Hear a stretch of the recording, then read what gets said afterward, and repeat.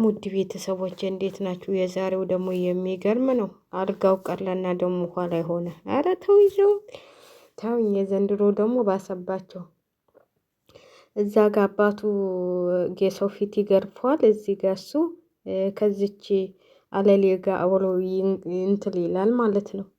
እንደው ትንሽ ክብል እንኳን የለህም ለአባትህ? እንደው ትንሽ እንደው ለሰው እንኳን ለነገሩ እኔ እንጃ። አሁን የሰው ንቀትም መሰለኝ እንደዚህ የሚያደርግህ ማለት ነው። ገንዘብ እንደሆነ አንዴ ነው፣ ሲጠፋም ሲመጣም እንደዛው ሲጠፋም እንደዛው ነው። ደግሞ በልኩ ሲሆን ነው ገንዘብ በረከት የሚያገኘው ማለት ነው። በልኩ ስትይዙት ነው እንጂ እንደዚህ ስታረጉት እንደዚህ ስንት ድሃ ባለባት ሀገር በኢትዮጵያ ማለት ነው እናንተ እንደዚህ ስትሆኑ የሰውን ምንባ የአባትህ ራሱ የአባትህ ሐዘንና የእናትህ ሐዘን ከየትም አያደርስህ። ሚችማ እኔ እንጃ አባትና እናት አላት እንዴ? የሩታን ባማ በስማም እኔ እንጃ እንዴት እንደሚያንከራትትህ።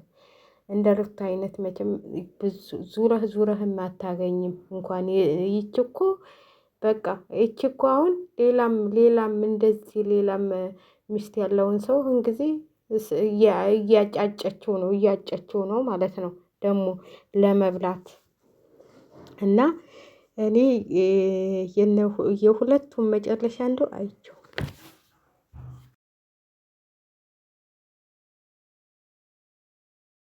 እና ውድ ቤተሰቦች ትንሽ ያበዙት ይመስላል ማለት ነው። ኧረ በጣም ትንሽ ብቻ አይደለም በጣም ነው ያበዙት። እና ለማንኛውም እንግዲህ ምንም ማድረግ አይቻልም። የሩታም የራሷን ህይወት ትቀጥላለች፣ ህይወት ይቀጥላል።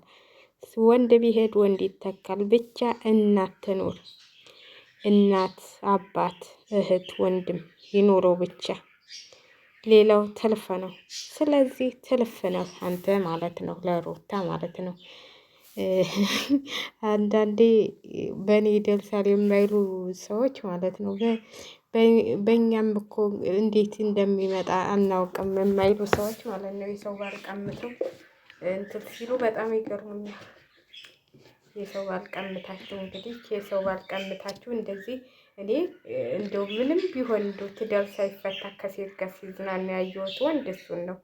ከሴት ጋር ብቻውን እንደዚህ ሲዝናና ያየሁት ወንድ የሆነ ትዕቢት ነው። ምንድን ነው እንደዚህ የሚያደርግ? ትዕቢት ነው። ምን ይመጣብኛል ነው አለኝ በቃ። እንዲህ ህዝቡ እኮ ነው ካፎ በሩታ ምክንያት አናታችን ላይ እየወጣኸው በእኛ ምክንያት ነው። አናታችን ላይ ሀብት በምን አገኘ? በህዝቡ አይደል እንዴ? ህዝብን ለምን ትንቃለህ? ህዝቡ እኮ ነው ይህን ህይወት የሰጠህ። ይሄ ሁሉ የኢትዮጵያ ህዝብ ነው። የኢትዮጵያ ህዝብ ነው ይህን የመሰለ ኑሮ እንድትኖር እንደዚህ እንድትሆን ያደረገህ የኢትዮጵያ ህዝብ ነው እንጂ አንተ ከየትም አንጥተኸው አይደለም። ከየትም አንጥተኸው አይደለም። ዩቲዩብማ ሁላችንም ከፍተን የለም እንዲና የለናከል ነው እንጂ በዩቲዩብ መክፈት ቢሆን ኖሮ ሁላችንም ከፍተን ነበር። ማንም ምን የለውም። ስለዚህ የኢትዮጵያ ህዝብ እያየለ ያገኘኸውን ንብረት እንደገና የኢትዮጵያ ህዝብ ማሳዘን ምን ይሉታል? እስቲ ምን ይሉታል? ምን ይሉታል? እንደዚህ አይነት ጨዋታ ቢቀርብ አይሻልም?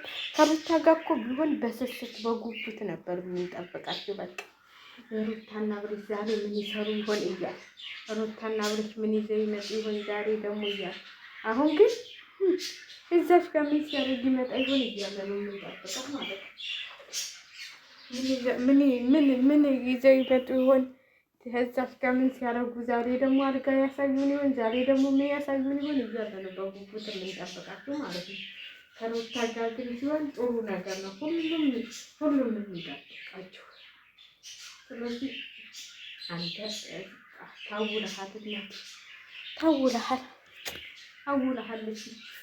ስለዚህ ያው እንግዲህ ንቀት ያባለ ንቀት ቤተሰቡን የናቀ ማንንም ሊያከብር አይችልም። ስለዚህ እኔ እኮ አንዳንዴ ሴቱ ታላላ መሆናችን ማለት ነው ነገ በእኔ ይደርሳል የማንለው ነገር ነው። እሱ ነው የሚገርመኝ። ነገ በእኔ ይመጣብኛል ለምላችሁ።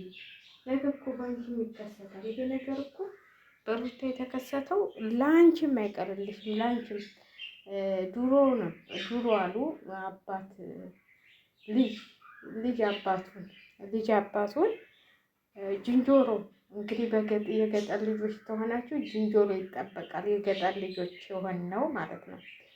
አባቱን ይወስድና አንድ እህል ብታስበላ በዚህ ገደል ነው የምሰድህ እያለ ካፋፉ ላይ ይወስድና እንትን ያስፈራለዋል አባቱን። አባቱ ሲያስፈራላ እንግዲህ አባቱ ሞተ። ያም ሰው እያለ ልክ የወለደው ልጅ እንደዛ ሆነበት። እዛች ቦታ ላይ ይሄን እህል ብታስበላ በዚህ ገደል ነው የምሰድህ እያለ ልጁም ተተካ ይባላል። እና አሁንም አንቺም በእኔ በሩታ የደረሰው በዴስ ባይደርስ ብለሽ እንኳን አታስቢም እንዴ?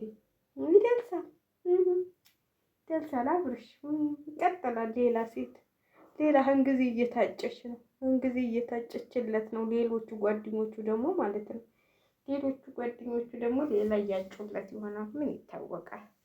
ምን ይታወቃል ትላላችሁ? እና ጥሩ ቀጥሉ፣ ቀጥሉ፣ ቀጥሉ። ደስ ይላል። ቀጥል።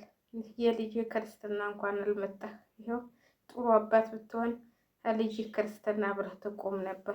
ክብር ቢኖርህ ማለት ነው። እነዚህች ዘልዛላ ገባት ተንዘላዘል ኖሮ ክብር ቢኖርህ ልጅህን ይዘህ ቤተ ክርስቲያን ክደህ ልጅህን አቁርበህ እንትልትል ነበረ። አንተ ግን ክብር ስለሌለህ